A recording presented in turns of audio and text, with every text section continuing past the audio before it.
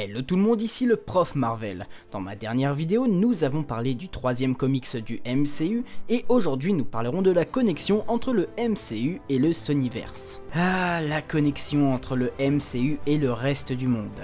J'avais déjà fait quelques vidéos qui concernaient les liens entre les séries Netflix et le Marvel Cinematic Universe, et à l'aube du nouvel accord entre Sony et Marvel qui a permis au Spider-Man de Tom Holland d'avoir un troisième opus dans le monde des Avengers, on a du mal à comprendre la stratégie de Sony concernant son Spider-Verse. Alors pour ceux d'entre vous qui ne comprendraient rien à cette histoire d'accord et de droit entre Marvel concernant Spider-Man, je vous invite à visionner ces deux vidéos que j'ai faites et de revenir ici.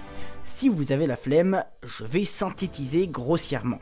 Chaque super-héros possède des droits cinématographiques qui permettent au studio d'adapter au cinéma le dit personnage, mais il faut posséder ces droits et donc les avoir achetés auparavant.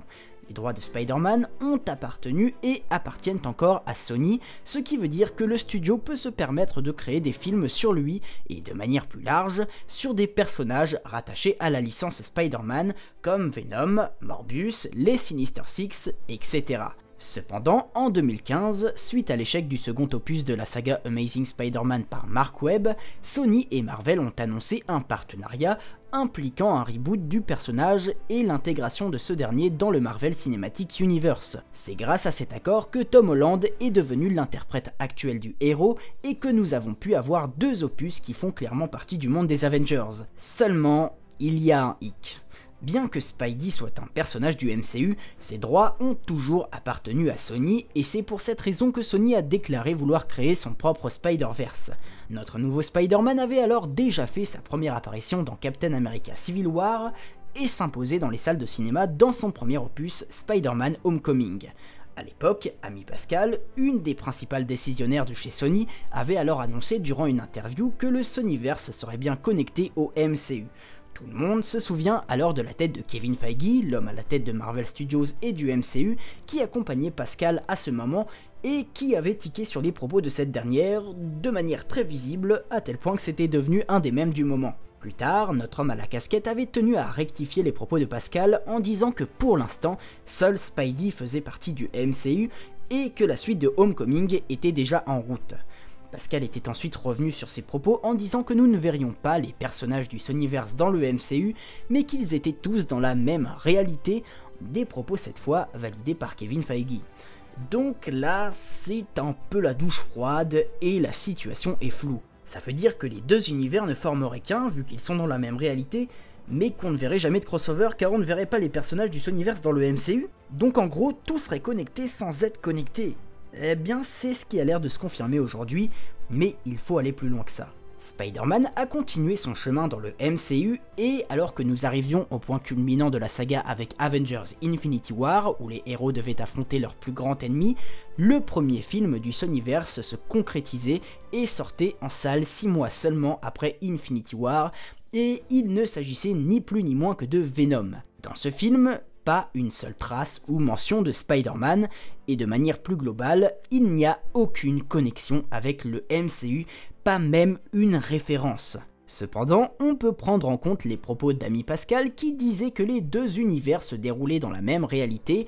Effectivement, Venom n'avait pas d'incohérence temporelle ou d'incohérence tout court avec le Marvel Cinematic Universe. Alors, on pourrait très bien se dire qu'il en fait partie. Ah, comment ? Eddie s'étonne de voir des extraterrestres sur Terre alors qu'il y a eu l'arrivée de Thor, une invasion Chitauri à New York et une attaque de Malekith à Londres. Ah ouais, là c'est gros quand même, hein. Bon, certains pourront penser que c'est pas très grave, que c'est juste une erreur de dialogue et que les gars de chez Sony n'y ont pas vraiment pensé. Mais justement, c'est là le problème. On peut avoir des incohérences sur les détails ou même des incohérences chronologiques. Le MCU en est rempli. Mais quelque chose d'aussi gros que de s'étonner de l'existence alien alors que depuis la fin des années 2000, début des années 2010, tout le monde est au courant, je suis désolé, mais ça ne marche pas. Je ne vais pas remettre en doute la connexion entre le MCU et le Sonyverse, mais si elle existe vraiment, alors il faut que ce genre de choses soit justement réfléchi pour ne pas poser trop de problèmes. Là c'est seulement une incohérence, donc on peut raisonnablement détourner le regard et laisser passer, mais il faudra faire attention car la deuxième passera moins bien et la troisième plus du tout. Bon, enfin, c'est pas grave, et par ailleurs, l'accord entre Sony et Marvel tient toujours, Spider-Man apparaît dans Avengers Endgame, et a le droit à son second opus, Spider-Man Far From Home. Et là c'est la surprise générale, on a le retour de J.K. Simmons en tant que J. Jonah Jameson, et même si les studios ont confirmé qu'il ne s'agissait pas du même JJJ que celui de la saga de Sam Raimi, ça fait plaisir qu'il soit capable de reprendre des anciennes têtes de chez Sony. Et en plus, le cliffhanger de fin promet du lourd pour la suite, peut-être une adaptation des Sinister Six, vu qu'avec les deux premiers opus de Spider-Man qu'on a eu, il y a largement de quoi faire. Quoi? Qu'entends-je? Nani? L'accord entre Sony et Marvel est annulé. Alors je vais pas refaire tout un historique vu que l'affaire est récente et que vous pouvez à nouveau regarder cette vidéo ainsi que des vidéos de certains de mes collègues youtubeurs qui traitent du sujet. Quoi qu'il en soit, tout le monde s'était trop avancé sur cette affaire puisqu'un nouvel accord a finalement été retrouvé et Spider-Man aura le droit à un troisième opus dans le MCU et Sony a un Venom 2 dans les bacs, ainsi qu'un film sur le personnage vampirique Morbius, un des nombreux vilains du Spider-Verse. Cette période a été horrible, puisqu'on craignait tous que le Spider-Man de Tom Holland quitte définitivement le MCU, alors que bordel, on ne pouvait pas laisser Far From Home sans une suite. Alors, est-ce que le troisième opus de Spidey sera son dernier dans le MCU avant que celui-ci rejoigne les personnages du Sonyverse, ou y aura-t-il un autre accord pour que l'aventure de Tom Holland continue son chemin avec les Avengers? Eh bien, je ne peux pas vous répondre. Certains estiment que c'est la fin du Spider-Man du MCU et qu'on ne le reverra nulle part. D'autres pensent que le Sonyverse n'est pas connecté, mais qu'en utilisant le multivers, on pourrait faire basculer Tom Holland dans le monde de Venom sans lui enlever tout ce qu'il a vécu dans le MCU. D'autres pensent que les deux univers ne sont pas connectés et que Sony rebootera à nouveau Spidey, que ce soit avec ou sans Tom Holland. Et d'autres pensent que tout est connecté et que le multivers ne sera pas nécessaire, que nous n'avons rien à craindre, et qu'au contraire, les connexions entre le Sonyverse et le MCU ne font que commencer. C'est un peu à l'appréciation de chacun à vrai dire, et je suis sûr qu'il ne manquera pas de débat en commentaire, alors je vais tenter de répondre à la question de la vidéo, et bien sûr, vous pouvez ne pas être d'accord tant que vous respectez mon avis et que vous savez rester courtois et pas condescendant en commentaire. Alors, est-ce que le Marvel Cinematic Universe et le Sonyverse, officiellement appelé le Sony Pictures Universe of Marvel Characters, sont connectés? Merci Prof Marvel pour cet accent bien exagéré. Dans mon cœur, et je l'espère tant que c'est bien fait, oui. Dans la réalité et de ce que je crains le plus, j'ai l'impression que non. Mon ressenti par rapport à tout ça, c'est que je ne sais pas si on peut parler d'un réel partenariat entre Sony et Marvel à l'heure actuelle. Même si c'est officiellement comme ça qu'ils appellent leur accord, quand on regarde les faits, quand on regarde leurs univers respectifs, pour l'instant, et je dis bien pour l'instant, je ne vois pas de vraie connexion et ça m'embête. D'une part car j'ai toujours eu la sensation que c'est Sony qui voulait rattacher son Spider-Verse au MCU, à l'instar de Marvel Studios qui n'avait l'air d'être intéressé que par Spider-Man et qui ne semblait pas trop vouloir que Sony puisse avoir une opportunité de prendre des décisions pour le MCU, même si ça se faisait indirectement par Spider-Man. Et d'autre part, si comme le dit Ami Pascal, les deux univers font partie de la même réalité, il ne devrait en aucun cas y avoir des propos du genre « les personnages ne se croiseront jamais ». C'est stupide. Deux univers connectés, mais dont les personnages ne se croisent jamais, où il n'y a jamais un seul crossover, ce n'est pas un vrai partenariat, et ça remet totalement en cause la crédibilité d'une connexion. Alors certains diront que le fait que Spidey appartienne à Sony mais qu'il évolue et fasse clairement partie intégrante du MCU est la preuve du partenariat et de la connexion, encore plus si Tom Holland apparaît dans les films des deux univers. Ben oui mais non. À ce que je sache, on n'a justement pas encore vu Tom Holland dans le Sonyverse. Alors oui, il n'y a eu que Venom de sortie, donc c'est peut-être jeter l'éponge un peu trop vite, et voir Tom Holland dans le Sonyverse, c'est tout à fait possible, vu que le personnage appartient à Sony. Mais même là, pour que la connexion soit crédible, il faudrait qu'il soit clairement admis que ce que vit Peter Parker dans le MCU soit référencé dans les films du Sonyverse. Pour vous donner un exemple, c'est comme le personnage de JJJ. Pas besoin des propos des studios pour comprendre qu'il ne s'agit pas de la même version du personnage que celle de la saga de Sam Raimi. Le Daily Bugle dans lequel chacun des deux travaille n'a pas la même forme, les personnages n'ont pas la même allure, même s'il s'agit bien du même acteur, et simplement, ils côtoient deux Spider-Man différents. Alors c'est bien de reprendre le même acteur pour le même personnage, mais si à travers Spider-Man et son Spider-Verse, Sony et Marvel n'arrivent pas à trouver une cohésion pour que les deux univers s'impactent mutuellement, ne serait-ce qu'un minimum, ça ne sera pas crédible. Donc bien sûr que je crois à l'apparition de Tom Holland dans le Sonyverse, peu importe le film. Et de toute manière, je ne vois pas trop Sony rebooter une troisième fois son personnage, même si on dit jamais 2 sans 3. Je pense que ça perdrait beaucoup de gens, déjà qu'on en avait perdu pas mal quand les Spidey de Tobey Maguire et Andrew Garfield avaient été rebootés, là ça serait la goutte d'eau qui ferait déborder le vase, même si ça ferait bander ceux qui ne peuvent pas piffrer le Spidey du MCU. Au final, si on veut que la connexion soit réelle, il va falloir que Marvel lâche du lest à Sony et qu'ils prennent plus en compte le fait que le Sonyverse doit être réellement implémenté dans le MCU pour faire de leur partenariat une réussite, et surtout une réussite crédible. Malheureusement, ce n'est pas qu'une question d'histoire, parce que c'est aussi une question de gros sous. Si Marvel laisse Sony implémenter concrètement son Spider-Verse dans le MCU, ils leur laisseront un peu de mainmise sur leur bébé, et il est indéniable que Marvel Studios veut garder sa vision et sa conception des choses sur son univers. En dehors de Sony, rappelez-vous les réalisateurs qui ont pu être virés, qui ont abandonné ou qui sont rentrés en conflit avec Marvel Studios parce que leur vision de concevoir tel ou tel film ne collait pas avec le dit studio. Eh bien, c'est un peu la même chose ici. Si on laisse Sony s'imposer un peu plus dans les décisions artistiques, eh bien Marvel Studios ne pourra pas avoir les 100% du mérite d'avoir conçu le MCU de ses propres bras. Alors oui, c'est aussi une question de sous.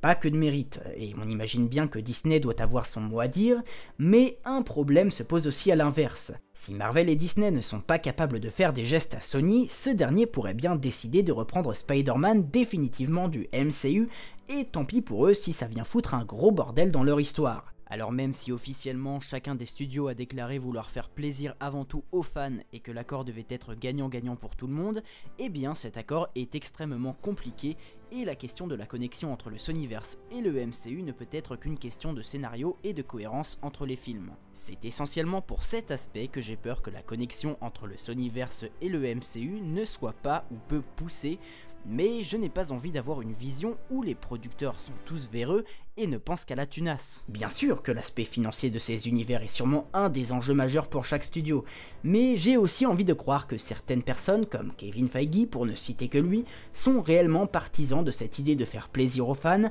et c'est pour ça que j'ai espoir que le MCU soit connecté au Sonyverse, et inversement. Et j'ai encore plus envie d'y croire quand on voit ce que nous prépare Morbius, le troisième opus de Spidey dans le MCU, ainsi que les projets internes chez Sony. On pourrait ne parler que de Morbius par exemple, qui, au travers de sa bande d'annonces, a pu nous révéler quelques potentielles connexions intéressantes, à commencer par la présence de l'acteur Michael Keaton qui jouait le vautour, méchant de Spider-Man Homecoming, et bien qu'il n'y ait pas eu de confirmation sur son rôle, s'il est présent dans un des films du Sonyverse, il ne fait aucun doute qu'il reprendra les traits d'Adrian Toomes. Et nous avons eu cette affiche de Spider-Man, et c'est bête, mais ça confirme déjà l'existence du héros dans le Sonyverse, ce que Venom ne nous prouvait pas. Donc c'est un bon point. Mais ce qui est vraiment intéressant, c'est que cette affiche semble faire référence à plusieurs Spider-Man. Déjà, l'affiche est une image reprise du jeu PS4 Spider-Man, ça se voit clairement, mais ce qui est plus difficile à remarquer, c'est que le Spider-Man que nous voyons est dans le costume du Peter Parker de Sam Raimi, ce qui fait donc une double référence. Mais le plus flagrant dans tout ça, c'est le mot murderer sur l'affiche, qui veut dire meurtrier en français. Et quand on voit ce mot sur une affiche de Spider-Man, on ne peut s'empêcher de penser à une référence claire à la fin de Spider-Man Far From Home, où notre Spidey est accusé à tort par une vidéo truquée d'avoir tué Mysterio. Cette simple image fait donc référence à non pas un, pas deux, mais bien 3 Spider-Man. Est-ce qu'on n'aurait pas là un début d'utilisation du multivers du côté de chez Sony ? Eh bien, j'ai envie de croire que oui, et si c'est le cas, alors les propos d'Amy Pascal en 2017 prendraient tout leur sens, puisque du coup ça permettrait de connecter le Sonyverse et le MCU sans qu'ils aient trop d'impact l'un sur l'autre, et Spider-Man serait le seul personnage à se balader entre les deux univers cinématographiques. Alors comment Spidey pourrait faire ça ? Eh bien, on peut éventuellement penser au personnage de Madame Web, qui dans les comics est une assistante du Beyonder et qui est capable de mettre en relation des Spider-Man de différentes réalités. Et ça tombe bien puisque de récentes rumeurs rapportées par le média Variety, en général plutôt bien renseigné pour faire leaker des choses, que Sony plancherait sur un film sur Madame Web. Est-ce que les astres ne seraient pas en train de se réunir pour nous faire kiffer? Pour enfoncer le clou dans cette idée d'univers connecté, on peut se rappeler des derniers propos de Kevin Feige sur Spider-Man, des propos qu'il avait tenus juste après le nouveau deal entre Sony et Marvel, où il disait que Spider-Man serait le seul héros du MCU à avoir le super pouvoir de franchir les univers cinématographiques, et comme Sony développe son propre univers sur Spider-Man, on ne sait jamais ce que l'avenir nous réserve. Est-ce que tout cela n'est donc pas la preuve que Marvel et Sony ont enfin trouvé un moyen de se partager le héros équitablement? Alors à ce stade, si la connexion existe, le multivers pour moi c'est possible à 50% dans la mesure où on a la présence de Michael Keaton dans Morbius. S'il joue la même version du vautour que celle du MCU, on n'aura pas besoin d'utiliser le multivers, et si c'est une version alternative, alors on utilisera le multivers. Alors, utiliser Madame Web pour faire déplacer Spidey entre deux réalités, ça peut être une bonne idée, mais si on doit commencer à faire voyager d'autres personnages comme le vautour, à ce moment-là, on pourrait créer des incohérences et des questionnements du genre « Ah bah si Madame Web elle peut faire voyager n'importe qui, pourquoi on fait pas voyager Captain Marvel ou Thor pour que Spider-Man il ait de l'aide ?» En gros, si on utilise le multivers, il serait sûrement préférable de ne pas faire voyager que Spider-Man, comme l'a dit Kevin Feige. Cependant, je ne crois pas trop au multivers, car Marvel commence timidement à s'en servir. On a eu le début de cette notion grâce à Doctor Strange et ses différentes dimensions, et ça s'est un peu plus concrétisé avec Endgame, où on a commencé à voyager dans différentes temporalités, un voyage dans le temps qui sera réexploité dans la série Loki. Cependant, dans le MCU, on est encore loin du multivers tel qu'il est dans les comics, avec 347 versions différentes de chaque personnage, et je vois mal Marvel laisser Sony développer cette notion, parce que je pense qu'ils vont vraiment essayer de le faire de leur côté, notamment avec Doctor Strange in the Multiverse of Madness. Et puis il y a encore très peu, J.K. Simmons a confirmé qu'il avait signé pour revenir dans le rôle du JJJ du MCU dans plusieurs films Spider-Man, même s'il n'était pas obligé de le faire. Et là c'est un peu flou. Comment ça, plusieurs films Spider-Man? Ça veut dire qu'il y aurait d'autres films Spider-Man après le troisième opus du MCU? Bah logiquement, si le Spidey de Tom Holland revient dans d'autres films, ça serait dans des gros films crossover à la Avengers, soit dans des films du Sonyverse, mais là on parle bien de films Spider-Man, et ça paraît même plus logique qu'ils reviennent dans ces derniers, étant donné qu'au moment où Sony et Marvel renégociaient leur accord, il était question que le Spider-Man de Tom Holland revienne définitivement dans le Sonyverse. Après, à ce stade, tout est possible. Ça se trouve, le troisième opus de Spider-Man sera le dernier de Tom Holland dans le MCU, et après, il basculera dans le Sonyverse. Reste à savoir si on le reverra dans le MCU ou pas. Personnellement, je pense qu'il y a une volonté d'effectivement connecter le MCU et le Sonyverse, mais de faire comme dans les comics, c'est-à-dire de ne pas trop voir Spider-Man avec les Avengers, et le faire évoluer dans son propre entourage de personnages. Il faut savoir que bien que Spider-Man rejoigne les Avengers dans les comics, il finit toujours par quitter l'équipe car il se sent mieux d'agir en solo, et du coup la majorité de ses histoires se passent dans ses comics à lui, et de temps en temps il apparaît dans les séries d'autres personnages et dans les gros crossovers. Bah là, j'ai la sensation qu'au cinéma, ça va être pareil. Le MCU a mis en place Spider-Man auprès des Avengers, mais il va préférer plutôt faire bande à part et va donc rejoindre le Sonyverse, mais quand il en aura l'occasion, il pourra faire sa petite apparition dans le MCU et dans les gros films du genre Avengers. D'une part, ça permettrait à Marvel Studios d'utiliser le personnage, car ça reste quand même un des héros Marvel les plus connus, et d'autre part, ça permettrait à Sony de faire évoluer le Peter Parker de Tom Holland dans l'univers auquel il appartient vraiment, et de faire ce qu'ils n'ont pas réussi à faire avec le Spider-Man d'Andrew Garfield. Chaque studio y trouverait son compte, les univers seraient connectés, mais pas trop, et les spectateurs seraient satisfaits. Là, si on a ça, on aurait un vrai partenariat et l'accord entre Sony et Marvel voudrait vraiment dire quelque chose. Et gare aux scénaristes qui pourraient écrire des incohérences. Je pense que le premier accord entre les deux studios était avantageux parce que ça permettait à Sony de relancer le personnage et ça permettait à Marvel d'intégrer un des personnages phares de leur catalogue dans le MCU. Tout le monde était gagnant. Une fois que tout était bien mis en place et établi, on pouvait renégocier pour savoir ce qu'on faisait ensuite. À savoir qu'au moment où dans les médias on apprenait que l'accord entre Marvel et Sony était terminé, ils étaient déjà en train de renégocier un nouvel accord. Les médias nous brandissaient stupidement la catastrophe, et au moment où ils nous disaient que « Ah, ça y est, il y avait des négociations !»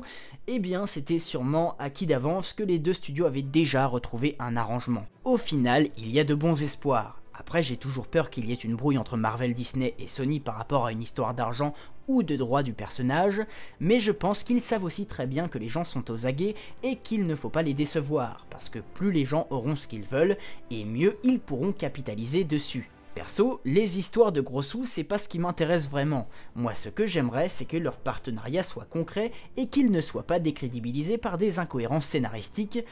Et puis voilà, on aurait du contenu MCU comme on en a toujours eu, et en prime, on aurait un Spider-Verse, ça serait la double dose, et ça serait génial. Donc, pour répondre à la question, objectivement pour l'instant, on ne sait pas si le MCU et le Sonyverse se sont connectés. Il y a autant de chances que ce soit le cas que pas du tout. Ne nous hypons pas, mais ne soyons pas défaitistes, on verra bien. Et la vidéo est à présent terminée et je vous remercie de l'avoir suivi jusqu'au bout. Si ça vous a plu, n'hésitez pas à lâcher le petit pouce bleu des familles qui fait plaisir, à vous abonner à la chaîne si vous kiffez le MCU et à visionner quelques pubs sur ma page Utip pour soutenir mon travail. Et quant à moi, je vous dis à la prochaine pour une nouvelle vidéo. Ciao!